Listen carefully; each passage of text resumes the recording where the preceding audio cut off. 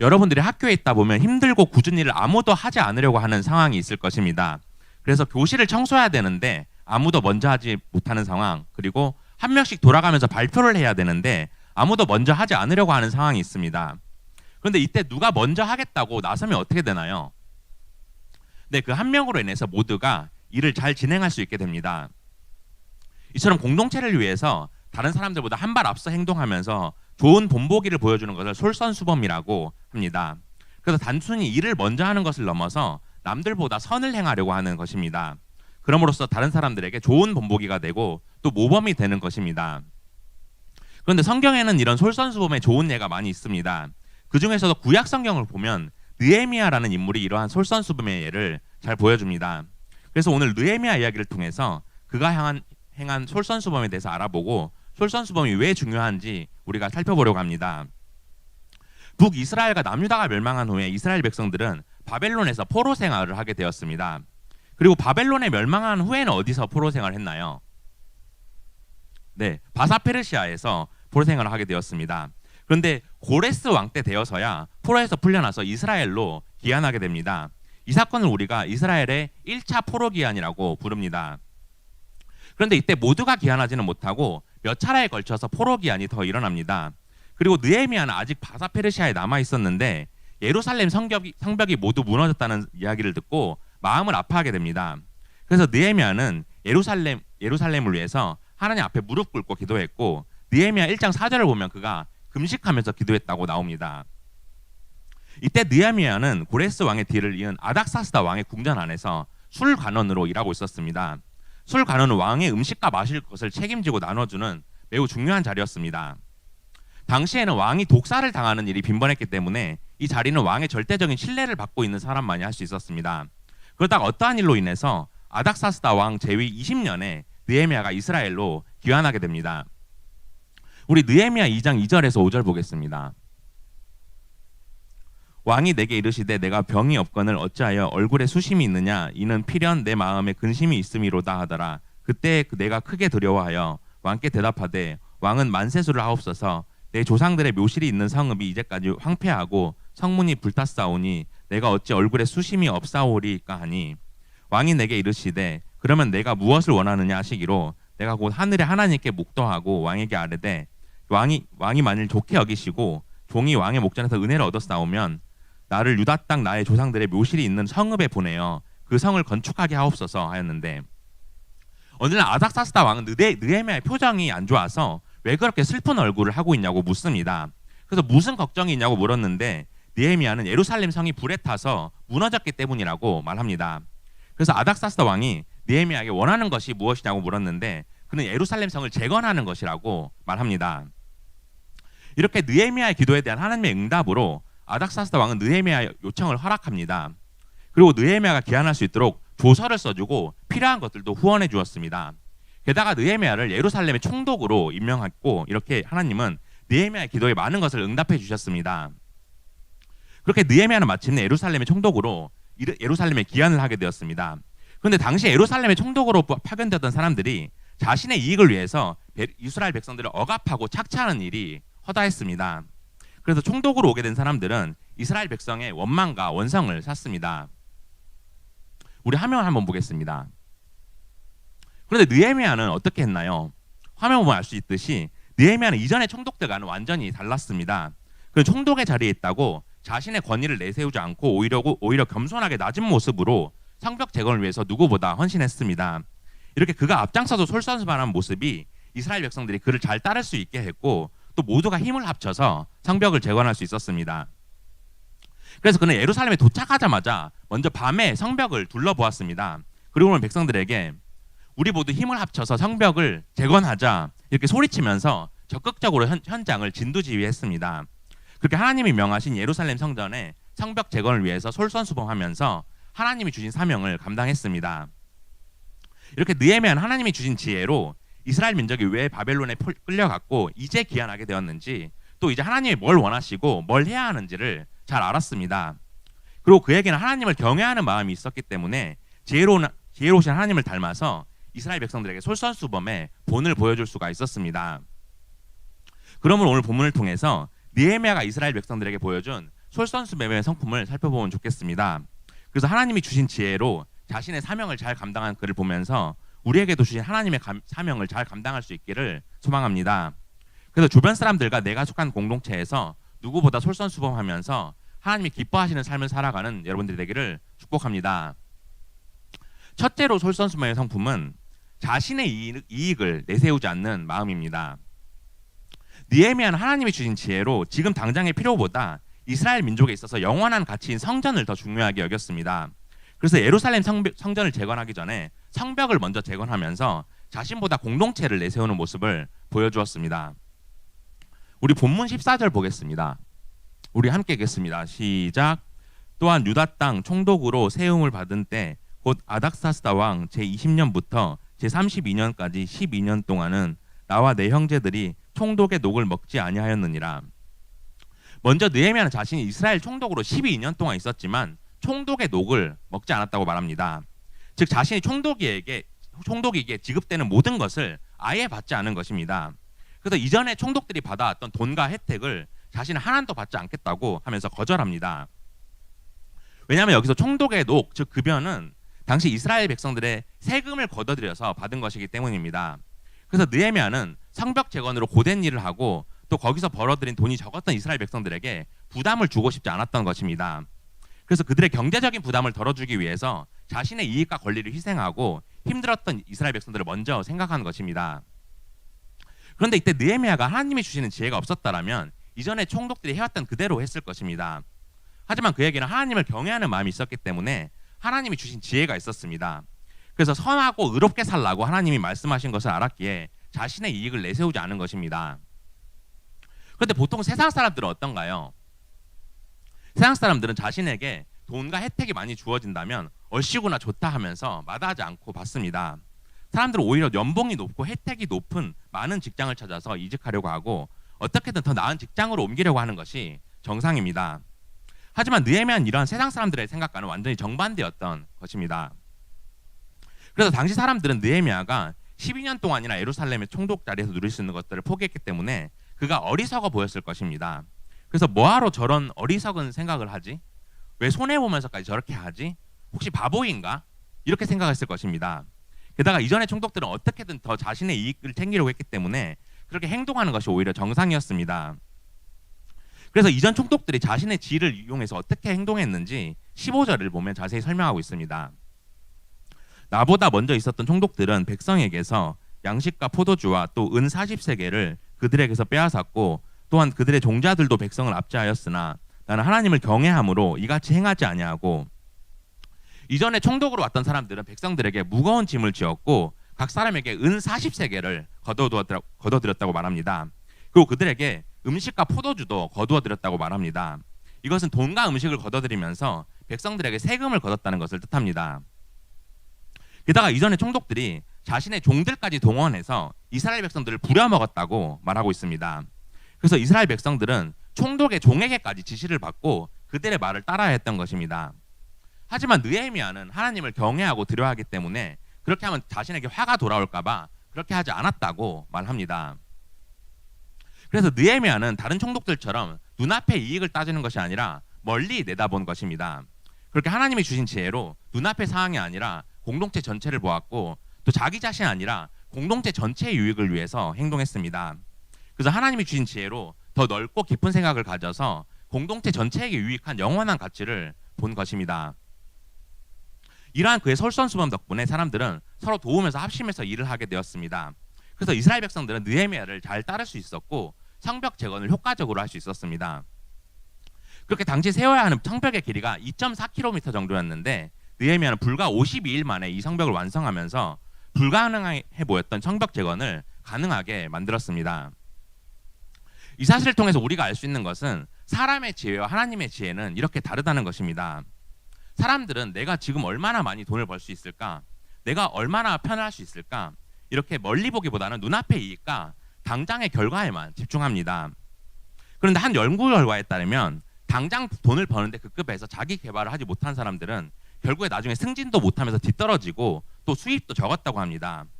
그런데 당장에 돈을 많이 버는 것보다 자기 개발에 힘쓴 사람들은 결국 나중에 훨씬 더 수입이 많아졌다고 합니다. 그래서 우리가 당장 눈앞의 일보다는 멀리 내다보는 것이 필요합니다. 그리고 당장 나의 안락함보다 공동체 전체를 생각하는 마음이 필요합니다. 그래서 우리가 또 기도회가 있다면, 또 수련회가 있다면, 부서 우리 고등부 행사가 있다면 내가 앞장서서 참석하려는 솔선수범의 모습을 보여줘야 합니다. 오늘부터 6주간 비전 40 기도회를 진행할 텐데 나 하나쯤 없어도 괜찮겠지 이렇게 생각하는 것이 아니라 내가 먼저 앞장서서 기도해야지, 친구들 위해서 중보 기도해야지 이렇게 생각했으면 좋겠습니다. 그래서 둘 이상이 기도할 때 주님이 우리와 함께 하시고 응답해 주신다고 한 것처럼 우리가 중보와 기도하기 힘쓸 때 각자에게 또 공동체에게 은혜를 주실 것입니다. 게다가 느헤미야는 성벽 재건을 위해 솔선수범하면서 자신의 것을 포기하는 또 한 가지 사실을 보여줍니다. 우리 본문 16절 보겠습니다.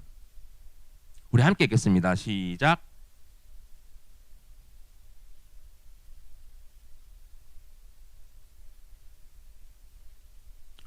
도리어 이 성벽 공사에 힘을 다하며 땅을 사지 아니하였고 내 모든 종자들도 모여서 일을 하였으며, 놀라운 것은 느헤미야가 자신의 종들까지 모두 모아서 성벽 재건에 참여시켰다는 점입니다. 그런데 보통 종이 주인을 위해서 집안일을 하고 또 주인의 밭에 나가서 노동을 하면서 주인의 재산을 쌓아주는 것이 정상입니다. 그렇게 이전의 총독들은 자신의 종들을 가지고 백성들을 부려먹었던 것과는 다르게 느헤미야는 오히려 자신의 종들이 백성들을 보호하고 돕게 했습니다. 이처럼 느헤미야는 자신의 이익을 내세우지 않고 공동체를 위한 일에 집중했습니다. 근데 이것은 우리에게도 마찬가지입니다.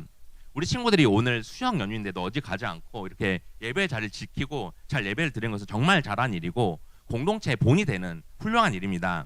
이렇게 우리가 솔선수범하는 일을 꼭 행해야 합니다. 그리고 예배 후에도 밤모임에 잘 참여해야 합니다. 밤모임이 하기 싫어서 예배 끝나고 그냥 가버리면 좋은 본보기가 되지 못합니다.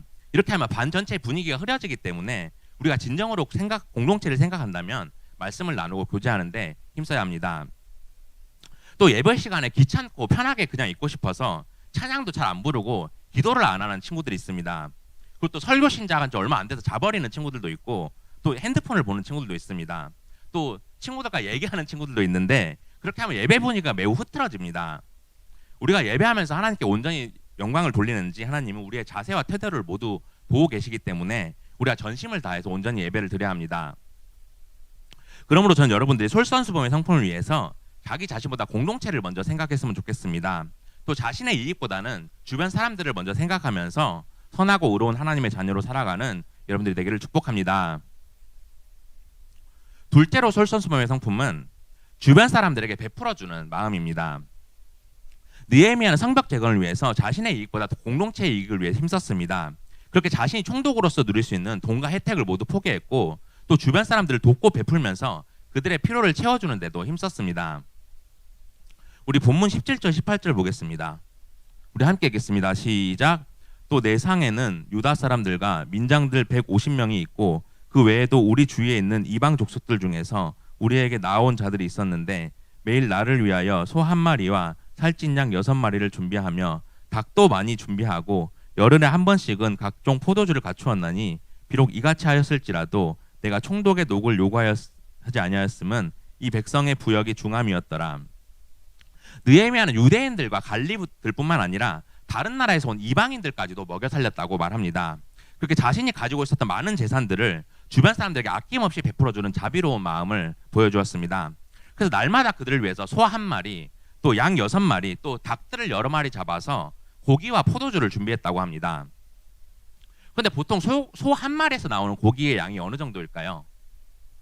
소 한 마리에서 보통 소가 600kg 정도 되는데 이 중에 피와 내장, 또 뼈와 가죽을 제거해서 먹을 수 있는 고기만 하면 240kg 정도 된다고 합니다. 이것은 100명에서 120명 정도가 먹을 수 있는 양입니다. 거기다가 양 6마리와 닭도 여러 마리 잡았으니까 150명 정도의 인원이 먹을 수 있는 양이었습니다.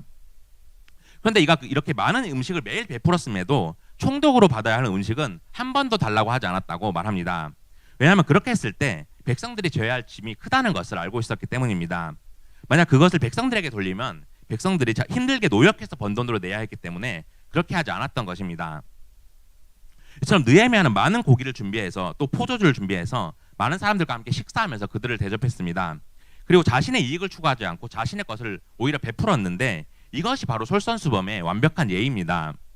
그는 공동체가 성벽제공을 위해서 애써야 한다고 말만 한 것이 아니라 백성들을 위해 자신의 재산까지 털어가면서 음식을 베푸는 가장 큰 모범을 보여주었습니다. 그런데 느헤미야가 이렇게 하나님을 경외하는 마음으로 공동체를 위해 모든 것을 헌신한 것과는 다르게 당시 이스라엘 지도자들과 관리들, 부유한 사람들은 어땠을까요? 그들은 느헤미야 같은 모습을 보여주지 못했습니다. 이 사실은 우리가 본문 이전을 통해서 알 수 있습니다.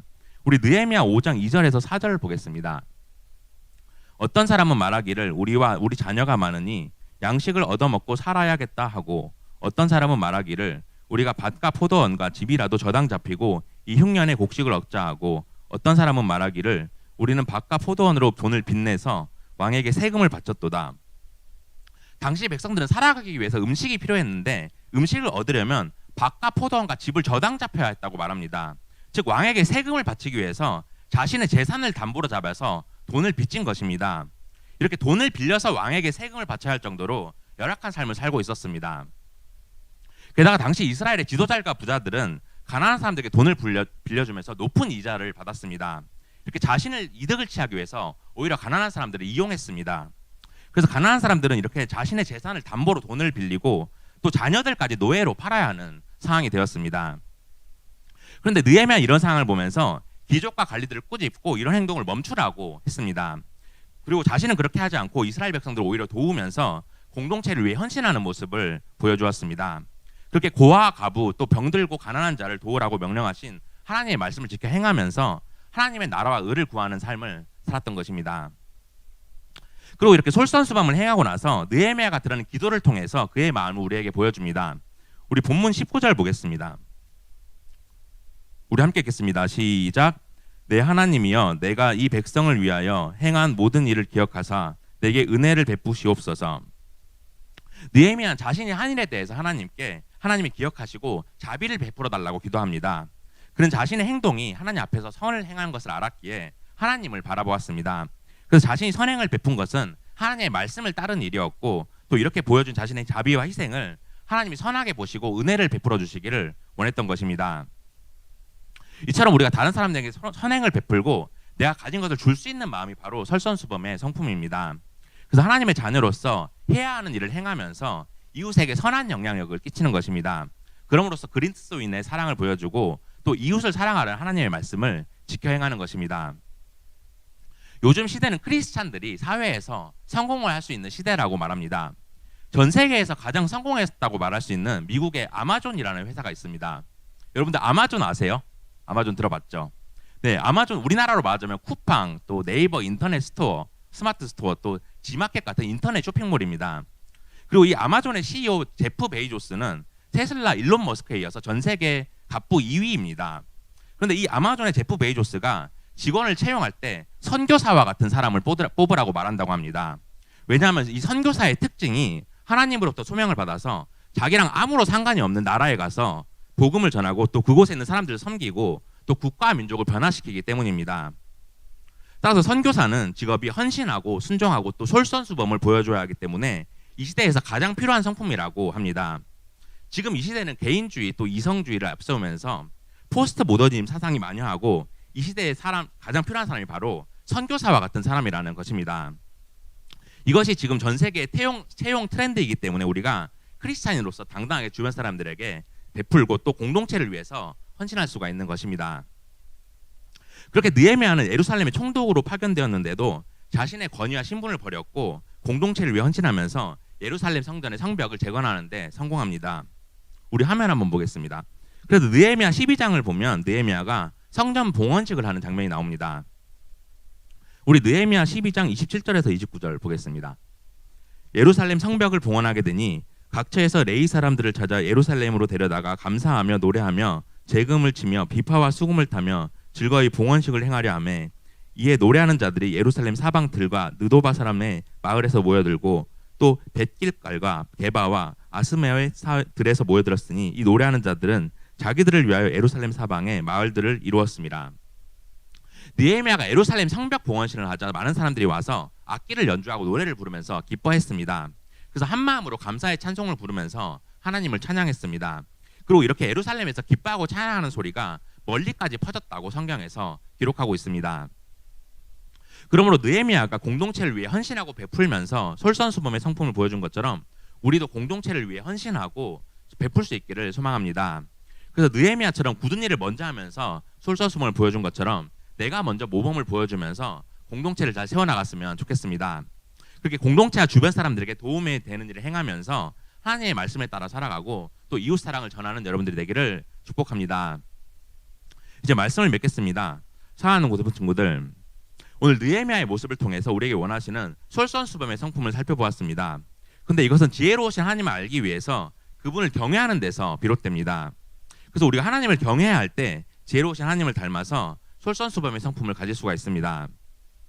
그리고 그렇게 가진 솔선수범의 성품은 나의 이익과 나의 편함이 아니라 다른 사람과 공동체를 먼저 생각하는 마음입니다. 그래서 이제부터 다른 사람이 먼저 하겠지가 아니라 내가 먼저 하겠습니다. 이렇게 말을 하는 것입니다. 그렇게 우리 고등부를 위해 모범을 보여주면서 또 하나님의 말씀을 지켜 행하기 위해서 내가 먼저 힘쓰면서 노력하는 것입니다. 또 주변 사람들과 공동체를 위해서 내가 가진 것을 베푸는 마음입니다. 그래서 내가 가진 것을 나눠줄 수 있고 하나님의 사랑을 나눠주면서 나의 뜻보다 하나님의 뜻을 이루려고 하는 것입니다. 그래서 하나님의 나라의 의를 구하면서 주변 사람을 세워주고 공동체를 지켜나가는 사람입니다. 그러므로 여러분들이 가정에서, 학교에서, 또 교회에서 내가 먼저 선한 일을 하고 나쁜 것들이 있다면 바로잡는 여러분들이 되었으면 좋겠습니다. 그렇게나마 먼저 솔선수범하면서 하나님을 경외하고 하나님의 말씀을 지켜 행할 수 있기를 소망합니다. 그렇게 이 시대에 하나님이 찾으시는 한 사람이 되어서 믿음과 순종으로 하나님께 영광을 돌리면서 살아가는 여러분들이 되기를 주님의 이름으로 축복합니다.